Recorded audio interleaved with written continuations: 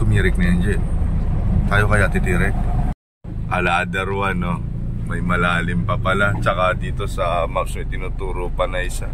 Check natin, may tinuturo yung mga tao sa gilid ng sasakyan natin. Ay, usok na, Jay! Hey, what's up mga Kamacho Woodworks? Kamusta kayong lahat dyan? Welcome back sa ating channel. At tingnan nyo, ang Kuya Mario nyo, no, ay pagod na. Ngayong araw na to, nandito kami sa Pakil, Laguna. Pakil. Medyo malayo rin to. Pero may project kami dito na shaker door project ulit. Dito, kitchen. Kitchen ang project natin. Ang in charge dito, sila Kuya Alpit. Bumisita kami dito ngayong araw. Pero first day pa lang, kaka-deliver pa lang bukas. Ay, kaka-deliver pa lang kanina. Nag-site visit kasi ako kanina sa Lumban, Laguna. Magkalapit lang kaya ka-chance tayo makalapag dito sa site. At syempre, bago natin ito i-tour sa inyo, pakita ko muna sa inyo yung mga konting clips na ginagawa natin itong project na to. At ayan, saan ba yung kitchen? Ay, sorry. Dito pala, dito. Ayan. Tour ko kayo sa ating kitchen. Ayan, ang mga ganggang natin. Si Kuya Nonoy ulit, Kuya Ruel. At si Kuya Alpi, The Brothers. Si Kuya Alan, ang tinatawag na The Muñeba Brothers. Yun yung pangalan ng gang nyo. Sila ang Team A ng Macho Woodworks. Ang team ni Brian ay andun, saan ba? Tanawan, no? Tanawan, Batangas yung site nila. Pero nagtaturn. Ayan. So, yun yung project natin. Medyo maliit lang din naman tong kitchen na to. Pero, madugo pa rin. Kasi, dati kasi, yung kitchen na yan, may buhos yan. So, ayan, huwag magtatampo ang mga tropang contractors natin dyan na pinapatipag lagi ni Macho Woodworks yung mga buhos. No? Kasi, yun talaga yung standard natin sa modular. Kailangan talaga ay walang buhos. Naiwan pa nga yung mga base sa ilalim. Meron pa mga semento dyan sa ilalim. Ginawa na namin ng paraan na para kahit hindi na masyadong malaki yung trabaho nila, naggawa na lang kami ng maliliit na adjustable plinth para kahit malit na lang yung para mai-level pa rin natin yung mga cabinets natin. Diniskartehan na lang yan, lalagyan ng kalang siguro. Basta at least man lang balanse na hindi na masyado malaking trabaho ng mga gang na nandito, yung mga contractors. Ayan, so yun. Tatiles pa pala tayo, yung backflash, tayo din na magtatiles niyan. Tapos yun yung mga cabinets natin. Okay, viral muna tayo.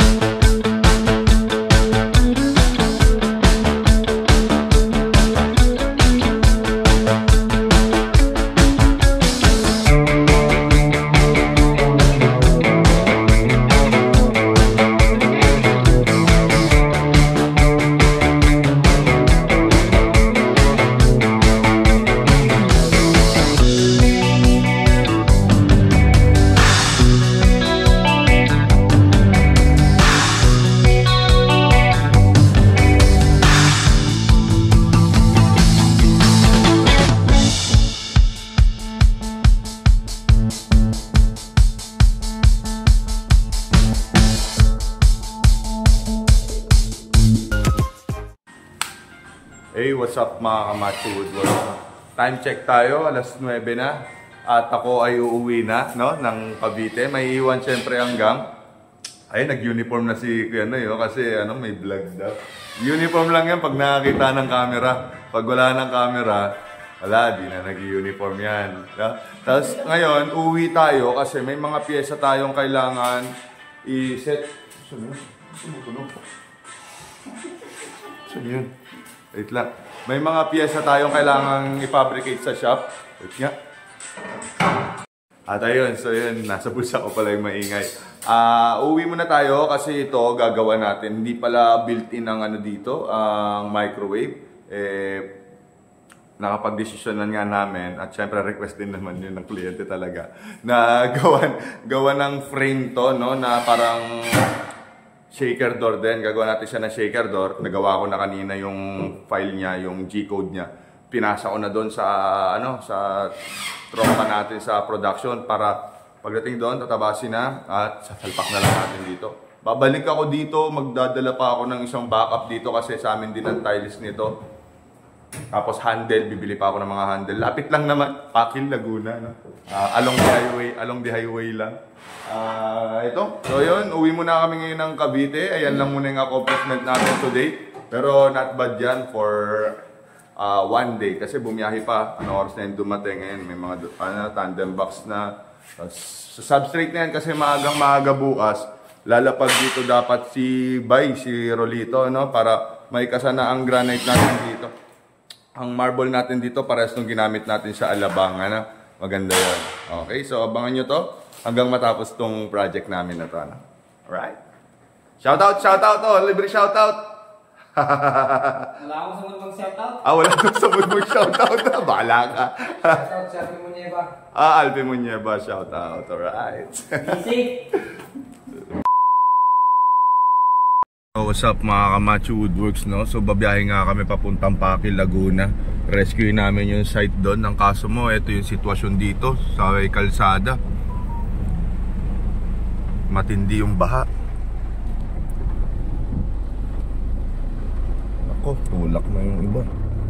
Wala, kaya ba natin yan, Jet? So ayun, sana kayanin, no? Nakano ka lang, silinyador ka. Ba't tumirik na yan, Jet? Tayo kaya titirik?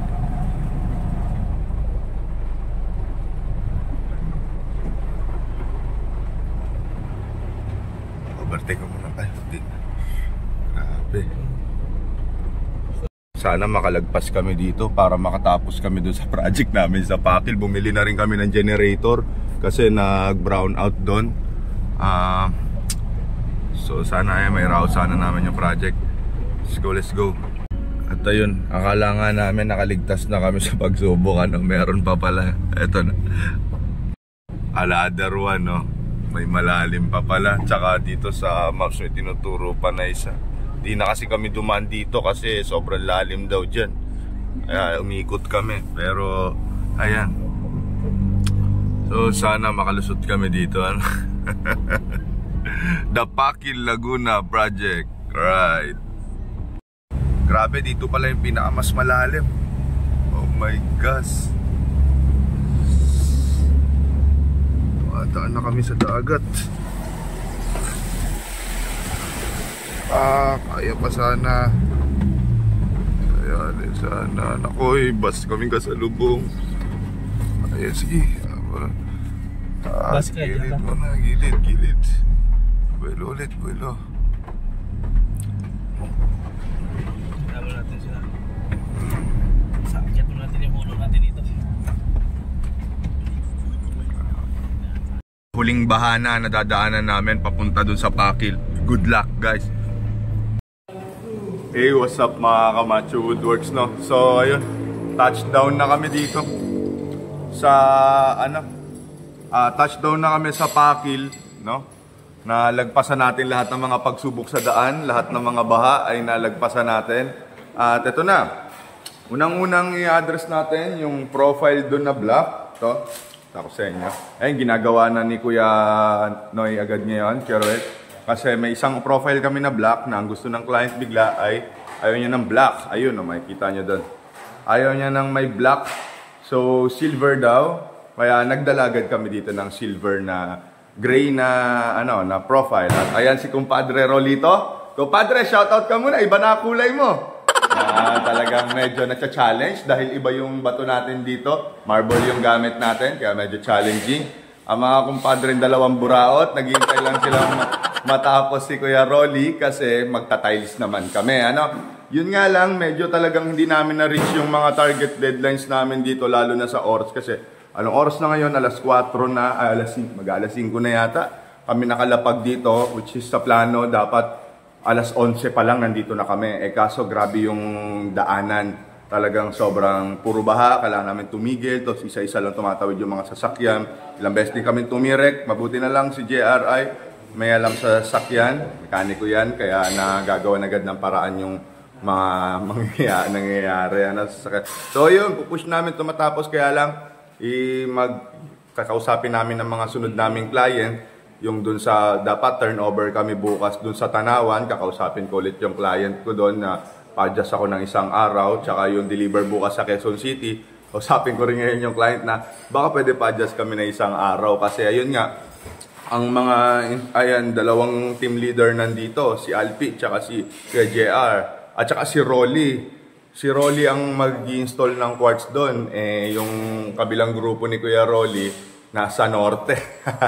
Ayan, shoutout sa mga nasa Norte. So, ayun, tara, samahan nyo kami na tapusin tong project na to. Ano? Maganda to, maliit lang na kitchen to, pero napakaganda nito.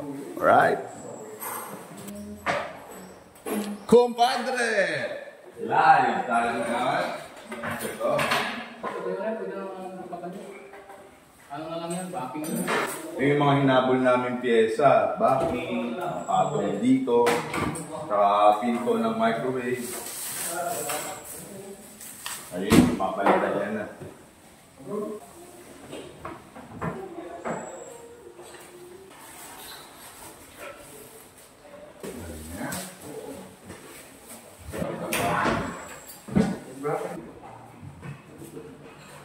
Kakalang sa CSC.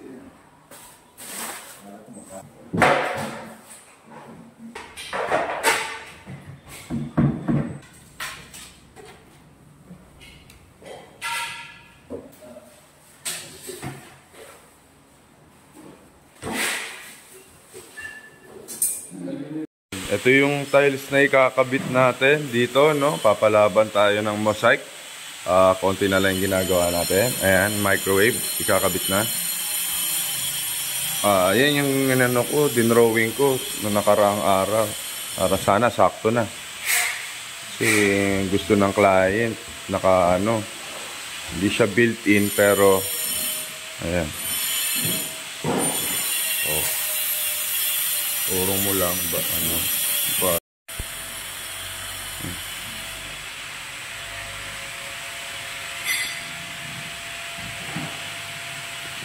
parang sinukat yan, angkol. Ganyan daw. Sakto na yan.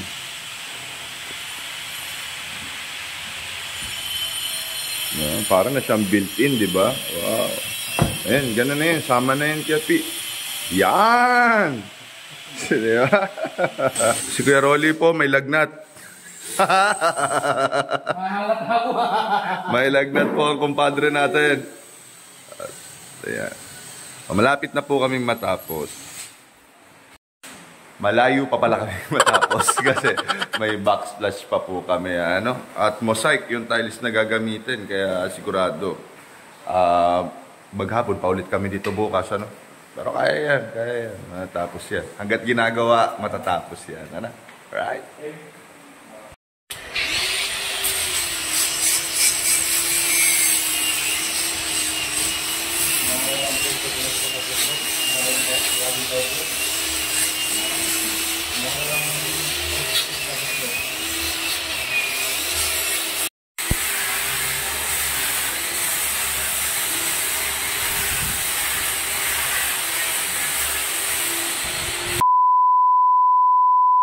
Yo, update lang tayo dito sa project natin sa Paki, Laguna.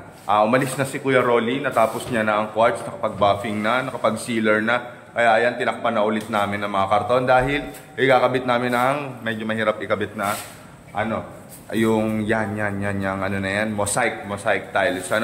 So ayan, pagkatapos niyan, wala na talaga dahil andyan ang mga boys ni mga Manyeba Brothers, naglilinis na ng todo-todo.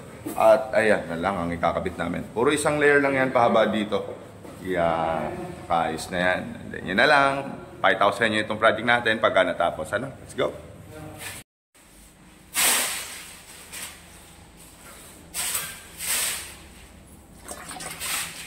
Ayun, konti na lang po. Tapos na po ang tiles. Makakauwi na po kami. Hey, what's up mga ka-Macho Woodworks? Welcome back sa channel natin. Again, ako nga pala si Mario ng Macho Woodworks. At nagbabalik ulit tayo dito sa ating weekly vlog. At ngayong araw na to, pakikita ko naman sa inyo ang isang project namin dito sa Pakil, Laguna. Medyo talagang nakita nyo yung paning challenge bago kami makarating dito. Talagang inabot tayo ng kalagitnaan ng bagyo habang ginagawa itong project na to. Pero syempre, ay tayo nagpatinag. Tapos pa din natin ang project natin. Ayun, so kwentuhan ko naman kayo ng konti tungkol dito sa project na to. Itong project namin na to ay natin syempre ay nasa abroad. Shout out po sa inyo, madam. Magandang araw po sa inyo dyan. Itong kitchen na to, may mga buhos to. May mga buhos na mga semento yan. Ayan, papakita ko yung picture nung before nitong area na to. Ayan yung itsura niya. Tapos syempre, nag-encourage natin ang client natin na patibag yung buhos. Kaya ayan, nung natibag siya, ganda na yung pinalabasan na malayo na tayo makapag-design kung ano yung gusto natin gawin sa kitchen. So isa-isayin natin kung specs na itong kitchen na to, pero konti lang ang magiging specs nito kasi maliit lang kung nakikita nyo. Pero ang madugo dito, shaker door tayo. Alam naman natin na ang shaker door ay birang-birang may gumagawa sa Pilipinas na laminated shaker doors. At isa kami sa gumagawa naman. Mahirap talaga siya pero ginagawa namin yan. Ito, ang pinakamaganda lang naman dito ay siyempre, itong ating pamalakasan lagi natin ito. Ayan, meron tayong mga ganyan, peanut corner. Alright, tapos siyempre, usual pa rin, meron tayo siyempre dito mga basurahan. Ayan, may trash bin tayo dyan. Tapos, tandem box natin. Ayan, dito ang mga cutleries. Nandun sa may island, Maliit lang itong space itong kitchen na to, kaya super limited lang din talaga yung design na pwede natin gawin. So ayan, na-push natin na may island. Ang bato natin dito ay hindi quartz. Ito ay marble, marble granite ang ginamit natin dito dahil ayaw ng client natin ng quartz. Di na namin gawin ito, huli ginamit namin ito doon sa Alabang, yung project na sa Alabang, yung malaking island. So ayan, gamit natin siya ulit ngayon. Tayo nyo naman, napakakinang niya. Kinang talaga ng ating island. Siyempre, sink natin, naka-undermount. Ayan, dalawang hanging cabinet lang yung dinesign natin kasi ayaw ng client natin na hanggang taas yung cabinets kasi nga daw yung mga ilaw masisira ang kaya hanggang dyan lang yung kaya natin gawin. At ayan, nag-tiles din tayo dito.